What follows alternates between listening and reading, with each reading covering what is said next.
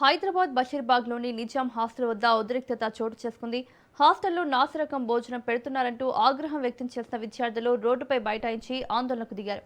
రోడ్డుపైనే అన్నం, కూరల గిన్నెలు పెట్టి ప్రభుత్వానికి, హాస్టల్ సిబ్బందికి వ్యతిరేకంగా నినాదాలు చేశారు.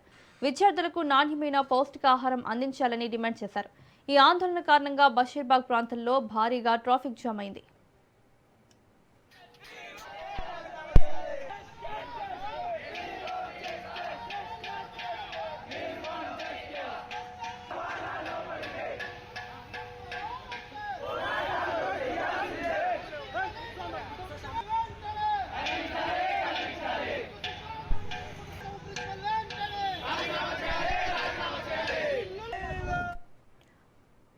హైదరాబాద్ బషీర్బాగ్లోని నిజాం హాస్టల్ వద్ద ఉద్రిక్తత చోటు చేసుకుంది. హాస్టల్లో నాసిరకం భోజనం పెడుతున్నారంటూ ఆగ్రహం వ్యక్తం చేసిన విద్యార్థులు రోడ్డుపై బైఠాయించి ఆందోళనకు దిగారు.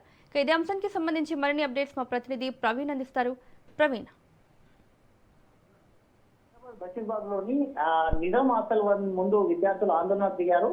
హాస్టల్లో తమకు నాసి రకం భోజనం అందిస్తున్నారని ఆరోపిస్తూ విద్యార్థులు రోడ్డుపై బైఠాయించారు. దీంతో భోజనంలో నాణ్యత లేకపోవడంతో పాటు పౌష్టిక ఆహారం అందడం లేదంటూ కూడా విద్యార్థులు ఆవేదన వ్యక్తం చేస్తున్నారు. తమ సమస్యను హాస్టల్ నిర్వాహకులు గాని ఇటు అధికారులు గాని పట్టించుకోవడం లేదని ఆరోపిస్తూ వినూత్నంగా నిరసన తెలిపారు. రోడ్డుపైనే అన్నం, కూర గిన్నెలతో పెట్టి తమ నిరసన వ్యక్తం చేశారు. విద్యార్థులకు నాణ్యమైన పౌష్టికాహారం అందించాలని డిమాండ్ కూడా చేస్తున్నారు. అయితే సమస్యను పరిష్కరించే వరకు ఆందోళన కొనసాగిస్తామంటూ కూడా విద్యార్థులు స్పష్టం చేస్తున్నారు.